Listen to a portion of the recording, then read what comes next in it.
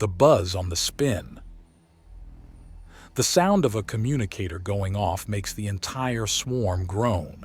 The device is grabbed and a pair of bleary eyes examines it. No, it's hubby's. The device is passed down until it reaches Hoagie's hand, and he holds it to the side of his head. "This is a video call. I need to see more than down your ear canal," Minisai says, and Hoagie holds it away to give her a discombobulated look. "Morning sunshine. Good news for you. You're taking today off. Don't want to give the girls in here the impulse to overwork themselves. But the case is fine. It'll take a while for Miss Shinescale to fully recover anyways.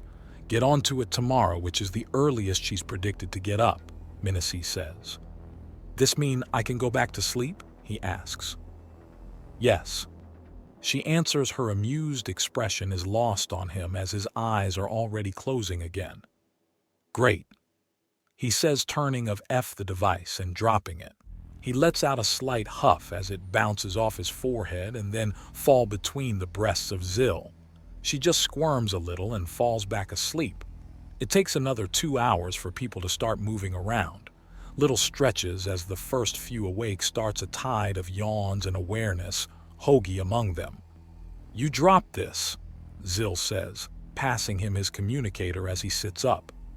"On my head, I think. Thank you," he says, pocketing the device. "Oh, so that's what the hollow clunking sound was?" Zill teases him and he snorts in amusement. "Most likely." He replies as he goes through the automatic recording of the call he vaguely remembers from Minisai. He nods to himself and smiles at Zill. "Just going to take a minute or 3 to confirm a bit, then I need to figure out what to do without anything to do," he says, as he gets a reciprocal number he got just the other day to go through. Audio only. "What?" Dr. Fong snaps. "How's the patient?" Hoagie asks, and she lets out a huge sigh. "Better. She will live, but I have her on a low-grade regenerative sleep.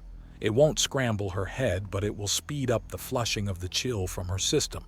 She'll be up sometime tomorrow or after, no sooner." "What about her health in totality? Are there signs of violence, or—" "She's gone from eating like a queen to about 4 days of raw starvation. Also, she seems to favor only things that up her dehydration risks. She's on a nutritional and hydration drip. As for violence, there's some bruising, some minor lacerations consistent with someone who's been in a few small fights or ran away from a couple after getting a few nicks. Still, there's some scale discoloration, but I doubt there's a broken bone in her body. That explains why she was so skinny.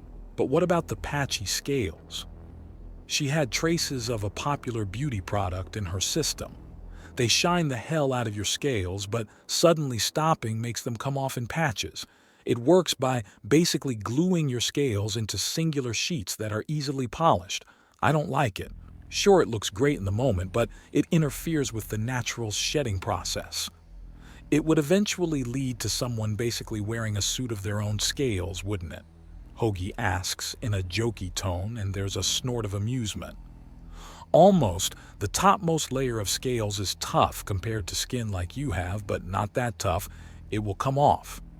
Probably at an embarrassing moment."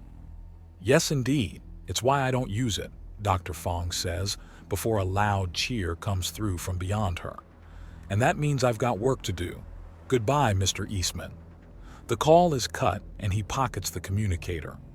"So that sounded all right," Zill remarks, and he nods.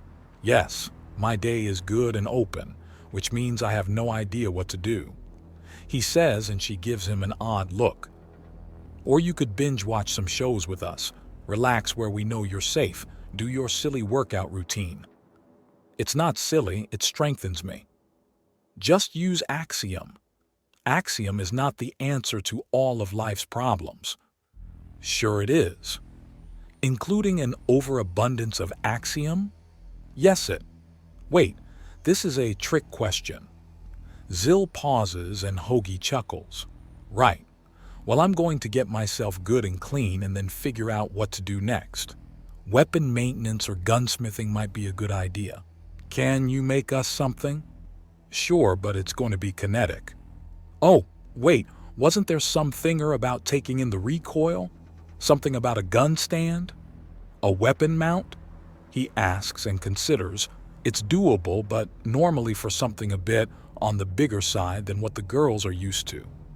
Could you? She asks, and he thinks. Easily enough, but it would be best to make one that can be adjusted for many different weapons. He considers it would be best to use a pair of clamps to lock a weapon in with chunks of rubber for padding to both grip and cushioning. Well, before you do anything, clean yourself off and join us for breakfast. Not going to join me this time?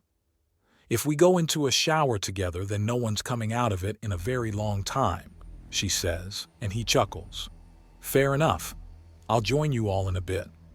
20 minutes later, a still somewhat damp but thoroughly clean Hoagie is poking his head into the kitchen to see the literal hive of activity as an equally literal swarm of women chop, bake, fry, sauté, and generally make a large breakfast.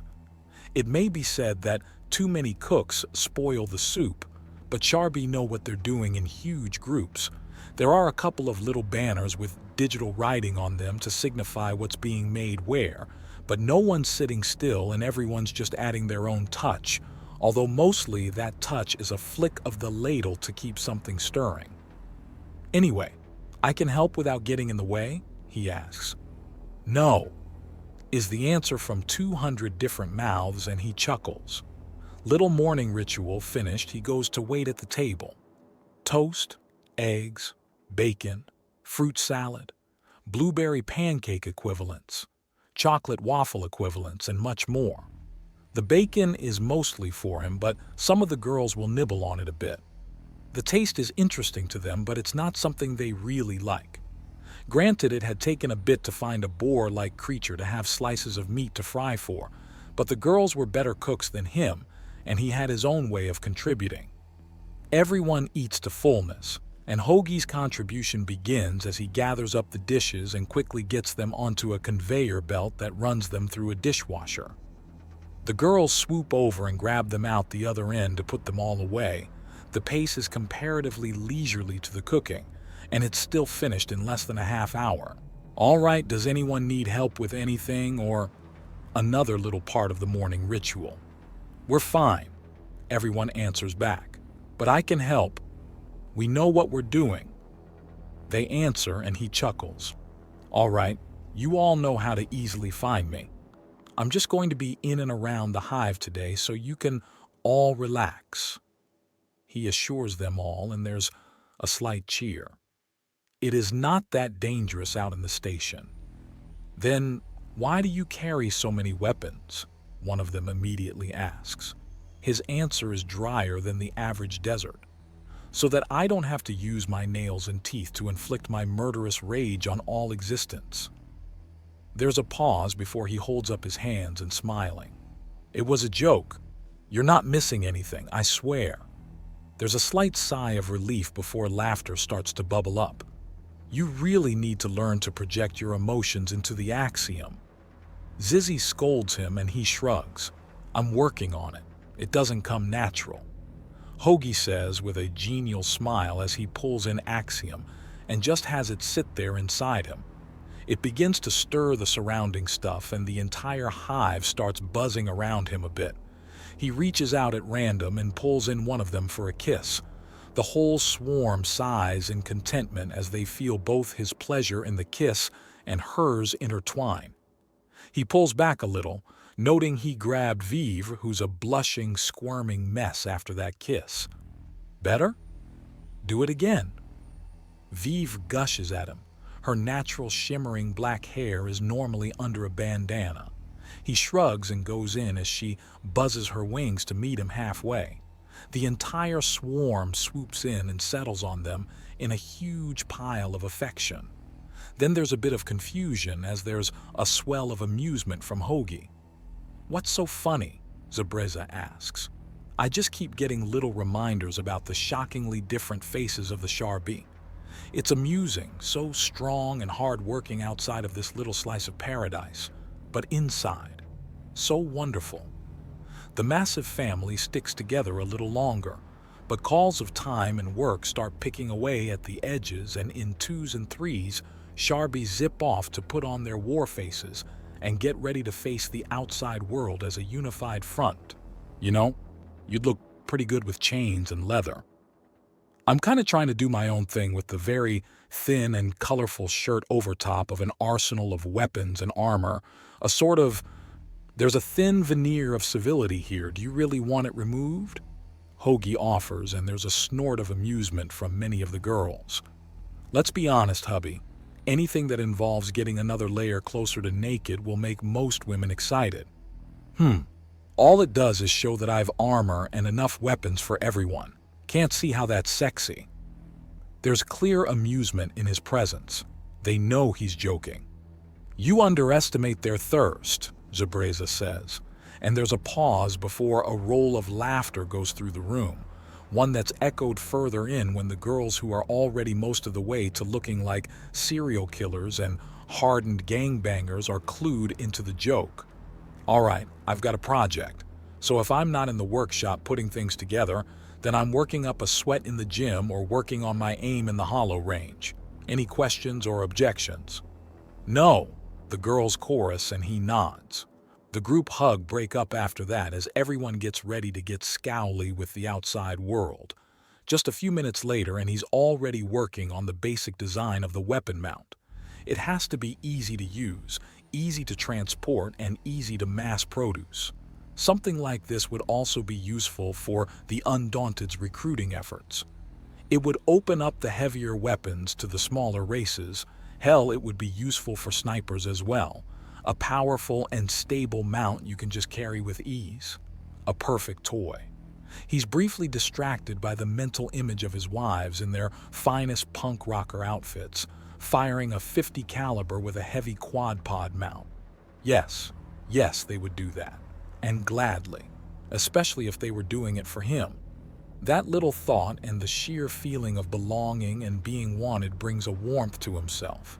He had worried so much growing up. The scrappy son of an overworked single mother. Life hadn't been easy, but there was goodness to it. And now he could only feel like he had some great success. A great success born of being jumped at random while he had been misled and lost on the station.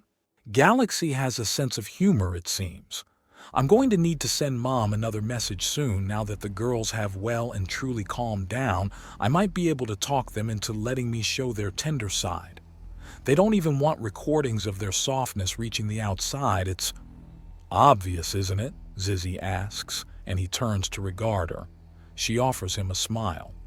I got the day off too. Keeping up with you stomping all over the station means that they're all going to forgive a lazy day or two.